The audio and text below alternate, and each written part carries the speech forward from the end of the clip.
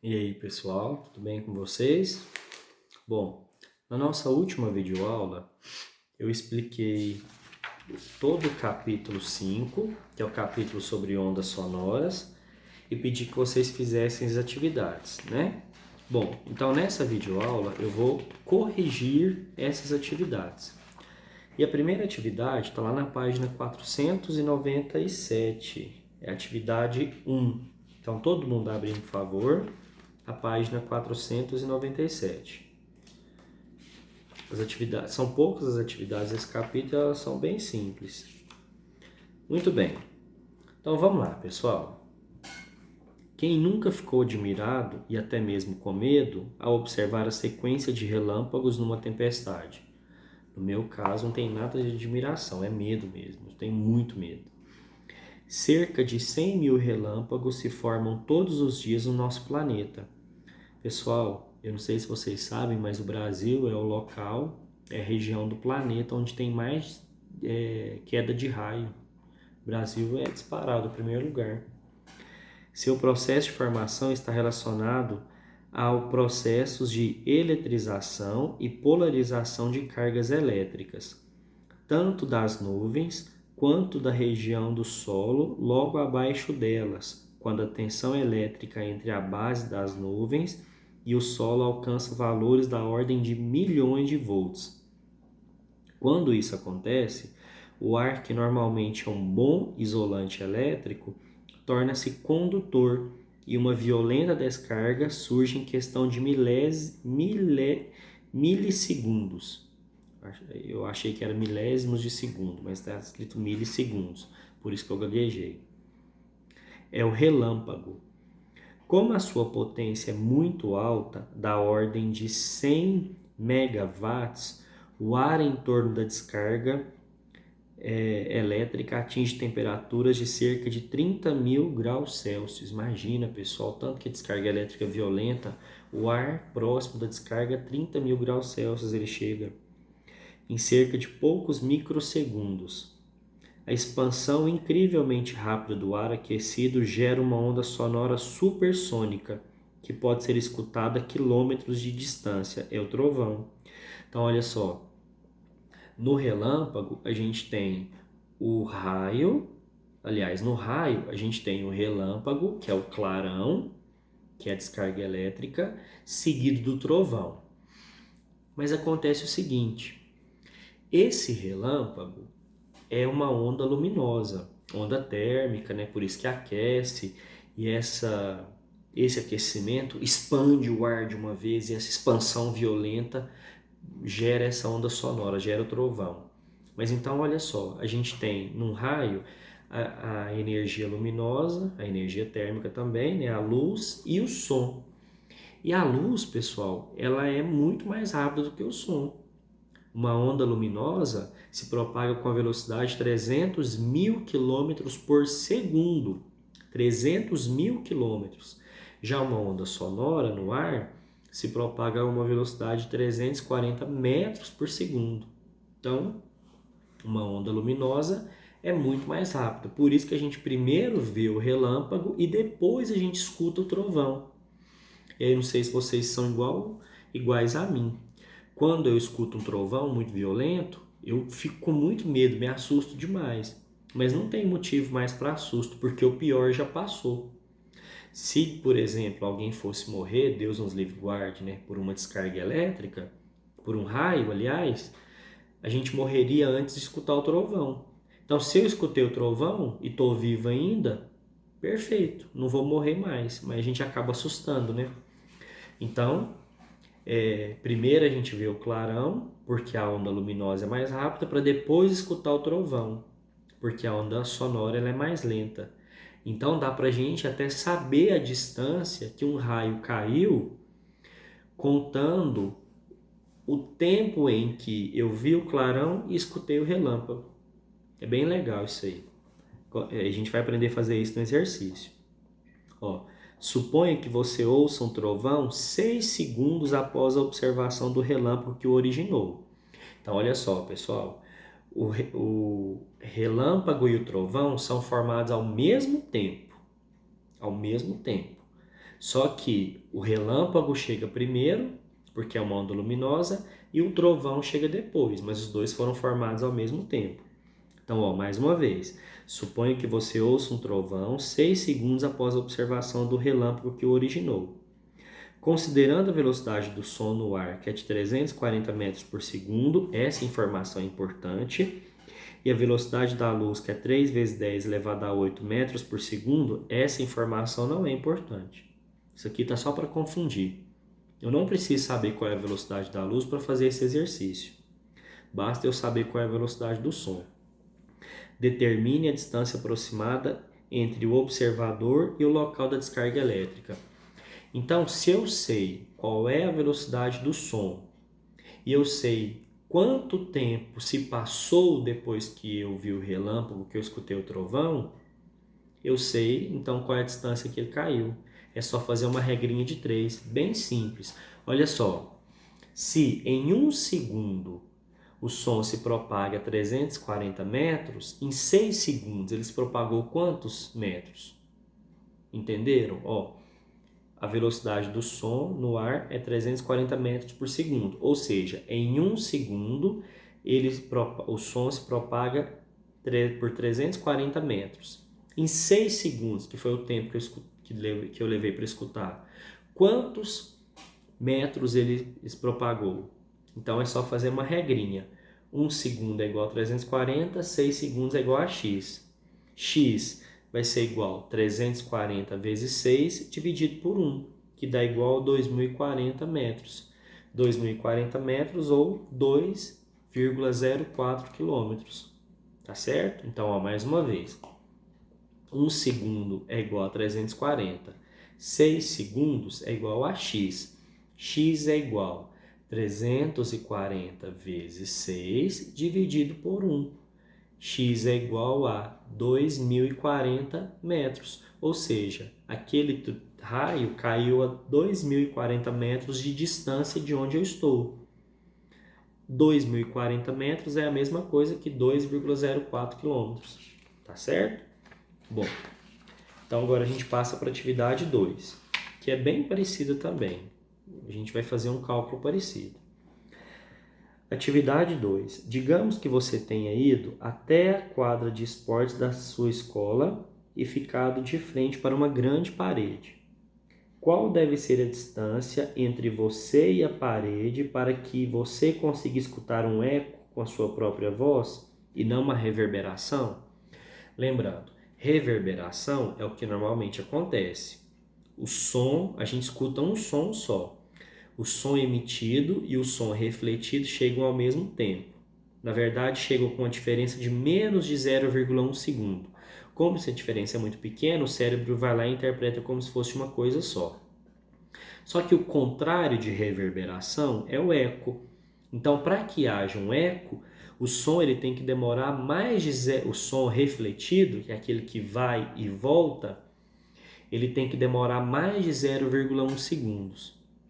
Então, qual que é a distância mínima entre eu e a parede para que haja um eco? Também uma regrinha de 3. Aí a gente vai fazer o seguinte, olha, se em 1 segundo o som propaga-se por 340 metros, em 0,1 segundo, que é o mínimo que tem que ter para que haja reverberação, para que haja eco, ele se propaga quanto? Então, ó, mais uma vez, regrinha de 3. Eu até escrevi aqui, mas vai ficar ao contrário, por isso que eu não estou mostrando. Mas olha só, 1 segundo é igual a 340 metros. 0,1 segundo é igual a x. X é igual a 340 vezes 0,1 dividido por 1. Ó, fiz regrinha de 3. 1 segundo é igual a 340, 0,1 é igual a x. Então, ficou 340 vezes 0,1 dividido por 1. Quanto que deu? 34. Só que tem um detalhe, pessoal. O eco é quando o som ele vai e volta. Então, nesses 0,1 segundos, o som foi e voltou. Ou seja, ele percorreu a distância 2 vezes. Uma vez para ir e outra vez para voltar.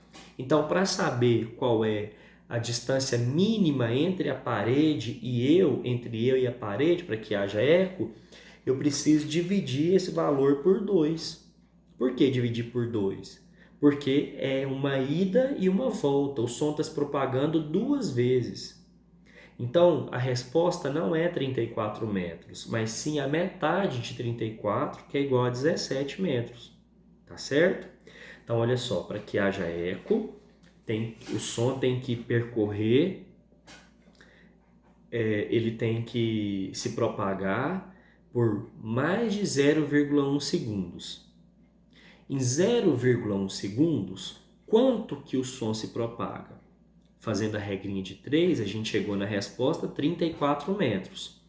Só que 34 metros de um eco é quando o som vai e volta, ou seja, ele se propagou duas vezes. Então, eu preciso saber só a distância de ida do som. Então, é 34 dividido por 2, que é igual a 17 metros. Então, a distância mínima para que haja eco, a distância mínima entre eu e a parede, entre eu e o obstáculo, entre eu e uma montanha, por exemplo, é de 17 metros, tá bom? Beleza, qualquer dúvida, vocês podem colocar aqui nos comentários, tá certo? Se não tiver entendido essa minha explicação. Bom, agora, pessoal, a gente vai para a atividade 3.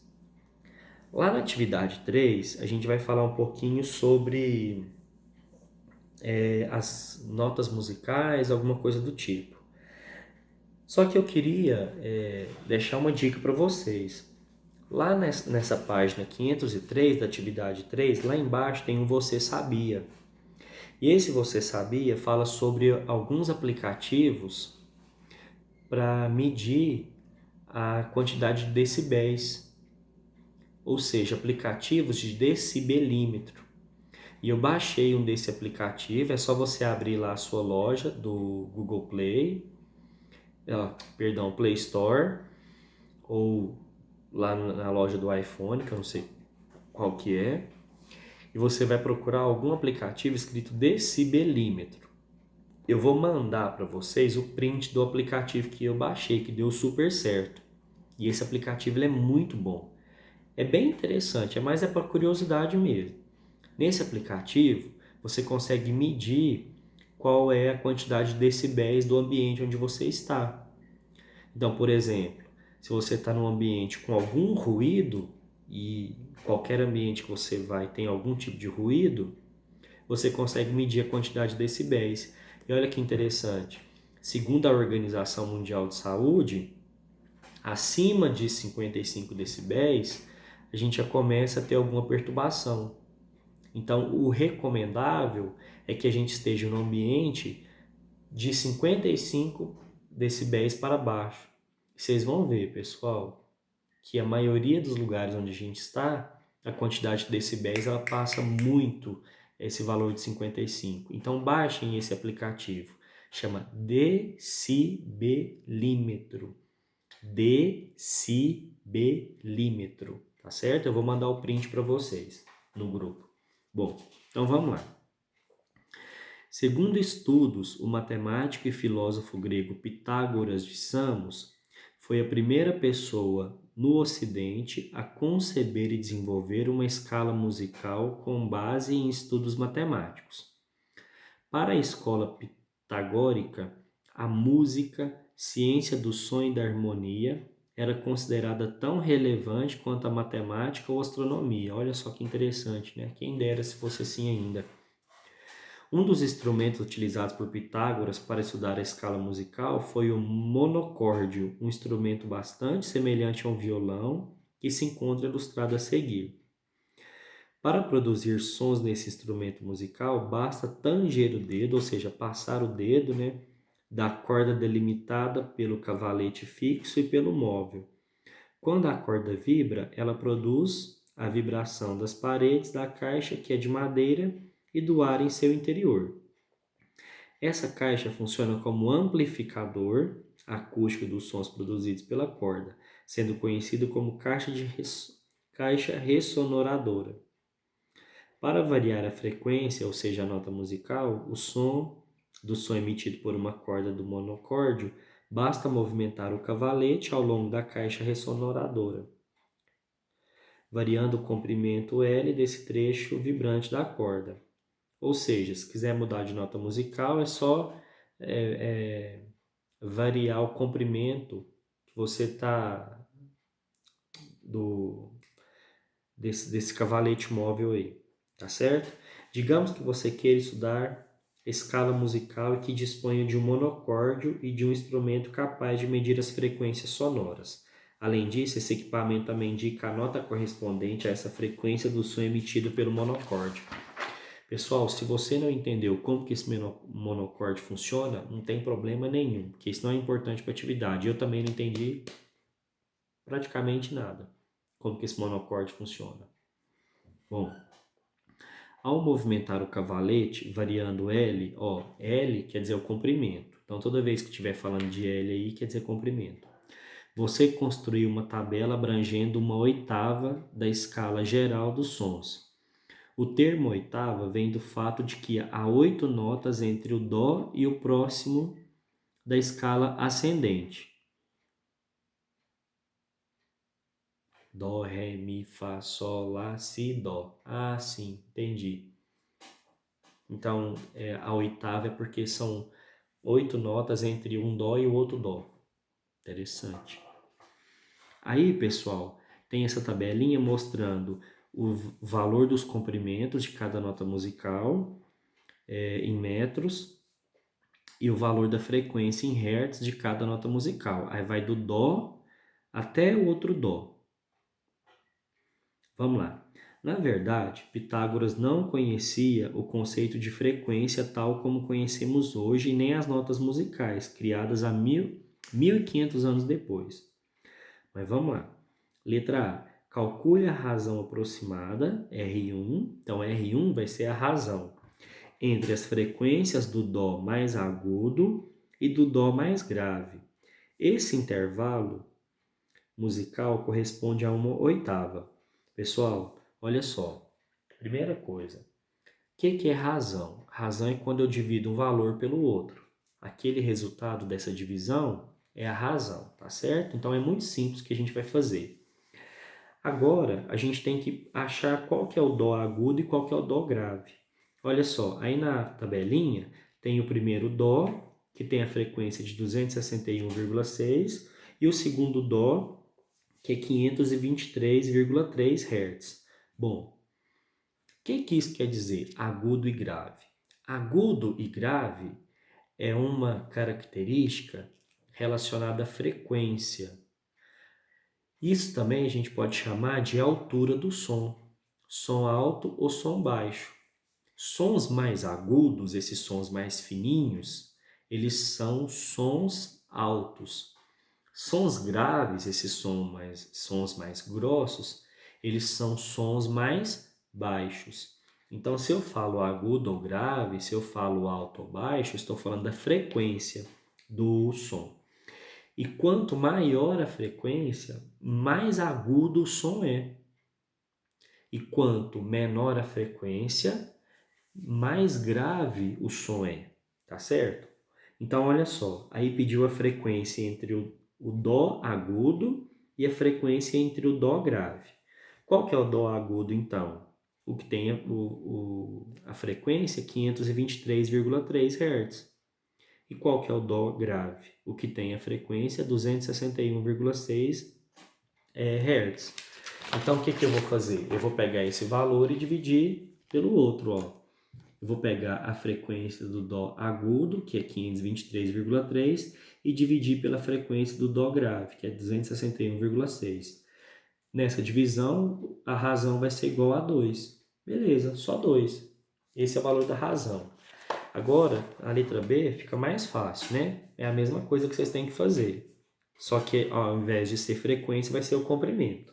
Então, vamos lá. Calcule também a razão aproximada, a razão 2, entre as medidas dos comprimentos dos trechos vibrantes que produzem o Dó mais grave e o Dó mais agudo. Então, agora a gente vai fazer a mesma coisa. Dó grave dividido pelo Dó agudo. Só que vai ser o comprimento que a gente vai dividir. O comprimento do Dó grave é 0,66 metros. O comprimento do Dó agudo é 0,33 metros. Então, eu vou dividir 0,66 por 0,33, que é igual a 2. Então, a razão da letra B é igual a 2. Eu dividi um valor pelo outro. Pessoal, se não estiver entendendo, coloca aqui nos comentários. Letra C. Compare as razões de R1 e R2. A razão 1 é da letra A, a razão 2 da letra B. O que eu posso concluir? Que a razão 1 é igual à razão 2. Então, você pode colocar assim, olha, R1 é igual a R2. Letra D. Calcule a razão aproximada, R3, entre as frequências do Sol e do Dó mais grave. Esse intervalo musical corresponde a uma quarta. Então, aqui a gente vai calcular uma terceira razão.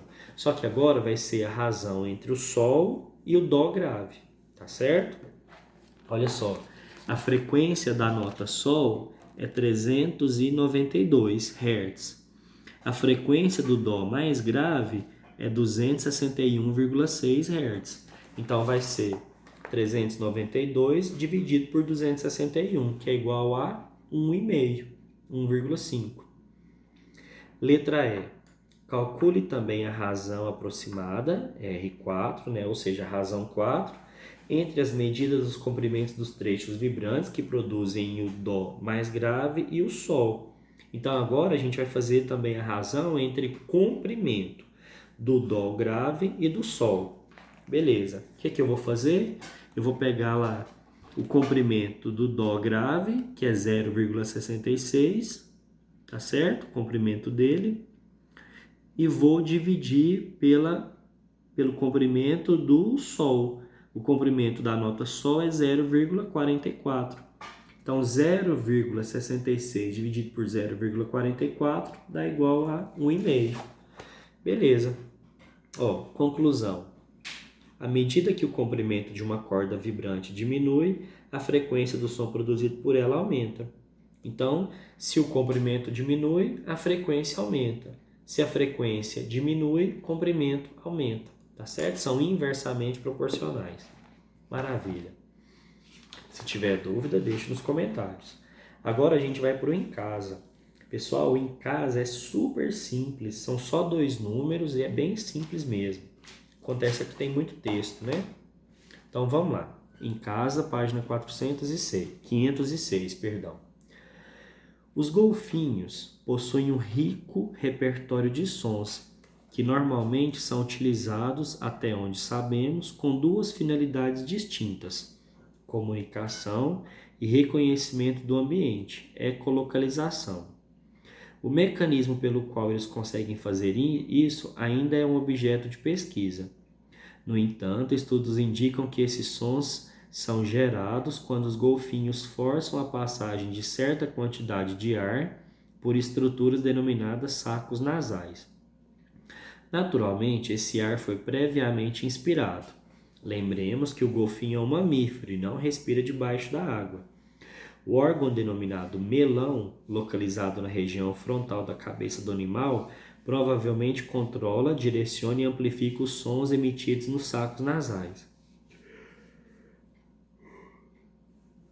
Perdão, pessoal. Aqui agora são exatamente 1h16 da manhã que eu estou gravando esse vídeo. É o único horário que eu tenho como gravar. Bom, cada estalido emitido pelo golfinho é uma onda sonora cuja frequência é igual a 150 kHz. Pessoal, 150 kHz. 1 kHz é igual a 1000 Hz. Então, quer dizer que 150 kHz correspondem a 150 mil Hz, tá bom? Após refletirem em um peixe, por exemplo, esses estalidos retornam ao golfinho na forma de um eco. Uma ampola semelhante ao melão, localizado no maxilar inferior, amplifica e controla o som recebido para que seja corretamente percebido pelos órgãos sensoriais auditivos internos do animal. Considerando que a velocidade do som da água do mar seja de 1.500 metros por segundo, obtenha o comprimento de onda de cada estalido emitido pelos golfinhos em metros. Então, ou seja, pessoal, eu quero calcular o comprimento de uma onda. Para calcular o comprimento de uma onda, eu vou usar aquela fórmula. Comprimento, ou seja, aquela letra grega lambda, é igual velocidade dividido pela frequência. Essa fórmula aqui, ó, vou desenhar, vou escrever ela aqui. Comprimento é igual velocidade dividido pela frequência. Ó, comprimento é igual velocidade dividido pela frequência, que é o comprimento da onda que eu quero, não a distância que o peixe estava na hora que o golfinho deu o estalido. Bom, qual que é a velocidade do som dessa onda sonora na água? 1.500 metros por segundo. Qual que é a frequência? 150 mil Hz. Então eu tenho que fazer comprimento é igual 1.500 metros por segundo dividido por 150 mil Hz. E o resultado é 0,01 metros. Ou seja, 1.500 dividido por 150 mil é igual a 0,01 metros. Ou seja, esse é o comprimento da onda. Uma onda muito curta, né? Por isso que ela é de alta frequência. Quanto maior o comprimento, quanto menor o comprimento, maior a frequência da onda. Tá certo? Pronto, terminou o número 1. A resposta é 0,01 metros, comprimento da onda. Número 2. O pianista e maestro brasileiro João Carlos Martins é considerado um dos maiores intérpretes do compositor alemão Johann Sebastian Bach em todos os tempos. E olha que isso não é nada fácil. Gente, a história desse João Carlos Martins é uma história linda de superação. Nossa, coisa incrível. Vale a pena depois vocês pesquisarem. Aqui fala pouca coisa da história dele, mas era incrível. O cara tava perdendo tudo. Tava tudo dando errado na vida dele e ele não desistia. Mas o destino foi cruel com João Carlos Martins. Aos 30 anos, ele sofreu uma lesão no nervo da mão direita em uma partida de futebol contra jogadores de seu time de coração, a Portuguesa. Depois de um árduo tratamento, ele chegou a recuperar parte dos movimentos da mão. No entanto, já na década de 90, ele foi golpeado na cabeça durante um assalto na Bulgária, onde havia ido apresentar-se perdendo o movimento das mãos, inclusive da esquerda. Com isso, tornou-se maestro dos melhores. Atualmente, além de ser um exemplo de superação de profissionais para todos nós, ele também passou a ser reconhecido internacionalmente por seu apoio às causas sociais e humanitárias. Linda a história dele. Letra A. Bach, compositor barroco, compôs boa parte do seu repertório musical para cravo e órgão. Gente, eu não faço ideia o que é cravo. Órgão eu sei que é tipo um piano, mas cravo, não sei o que é isso. Cravo para mim é uma flor, tem um condimento que a gente usa, o cravo. Papagaio, né? O louro, cravo, cravo. Mas agora o que é esse cravo aqui? Sei não. Suas peças são caracterizadas por uma grande dificuldade teórica na execução. No entanto, isso nunca foi um problema para João Carlos Martins. Ele percorria o piano com apenas uma de suas mãos, tecla por tecla, a uma velocidade de 21 teclas por segundo, ou seja, 21 notas por segundo. Cara, é fera, hein? Suponha que em cada exibição, João percorra o teclado do piano de cauda do esquema da esquerda para a direita. Considere que todas as teclas sejam acionadas com a mesma pressão e ataque. Em relação ao som emitido pelo piano, qual grandeza física está variando quando ele faz essa exibição? Qual é o nome da qualidade sonora associada a essa grandeza? Como ela está variando, ou seja, ela está aumentando ou diminuindo? Pessoal, então, o que acontece? O maestro, ele está passando... ele está passando a mão no piano, aí tá fazendo isso aqui, ó. Opa! Ele tá percorrendo a mão no piano, aí ele tá passando a mão nessas notas musicais aqui, ó. Do dó, ré, mi, fá, sol, lá, si, depois pro dó de novo. Beleza. Então, o que está acontecendo aqui? Quando ele percorre o dedo pelo piano e passa por essas notas musicais, do dó até o outro dó. O que está variando aí entre uma nota musical e outra? A frequência. Então, é uma das respostas. A grandeza física relacionada é a frequência. Quando ele muda a frequência, como que essa frequência está variando? A frequência ela está aumentando. Se a gente voltar lá na tabelinha, olha só, ela sai de 261 e passa para 523. A frequência está aumentando. Se a frequência está aumentando, o som está ficando mais alto. Mas não é de alto o volume, é de alto maior frequência. E se está ficando mais alto, quer dizer que ele está ficando mais agudo. Então, quando o pianista ele passa a mão, ele percorre a mão lá no piano, e o que está variando é a frequência está aumentando, portanto, o som está ficando mais alto e mais agudo. Tá certo? Então, escute esse trecho aí que eu falei várias vezes e elabore a sua resposta. E agora a letra B para terminar. Como vimos, o João se tornou maestro. Ele fica assim, né? Eu não sei se ele tá só fingindo, porque a gente não sabe. Às vezes ele tá só fazendo isso aqui, os outros já ensaiou, né? Tá todo mundo lá ensaiado, o cara tá fazendo esse movimento aqui só para falar que tem alguém lá na frente. Eu não acredito muito nesse trem, não. Ficar lá assim e o povo entender alguma coisa. Mas se tá falando, né? O João se tornou maestro. A palavra maestro ou maestrina, quando for uma mulher, vem do italiano e significa mestre, porque ele ou ela é a pessoa encarregada de coordenar, dirigir e deliberar e de liderar as atividades musicais relacionadas pela orquestra, de forma que a interpretação musical seja coesa e coerente. Em uma orquestra, os instrumentos são arranjados e distribuídos espacialmente de acordo com certas regras. Geralmente, instrumentos com maior potência, contrabaixo, trombone e bumbo, ficam na região posterior para não ofuscar os demais. O oboé fica no centro. Eu também não sei o que é oboé. Deve ser tipo uma flauta, não sei. Fica no centro porque, devido à regularidade de suas notas, é normalmente utilizado para afinar toda a orquestra. Para isso, o oboísta... oboísta... oboísta... lança um Lá de 442 Hz para o espala, do latim ombro. Meu Deus do céu, que trem difícil! Como que é difícil aprender música? Deus me livre. O primeiro violonista da orquestra. Eu já não estou entendendo mais nada que eu estou lendo. Este, por sua vez, lança o mesmo Lá para os primeiros violinos, Senhora da Badia, e estes para os demais músicos. O Lá de 442 Hz é a primeira nota que a orquestra toca, a nota que engatilha todas as outras. Eu ia ficar perdido lá, eu ia sair gritando.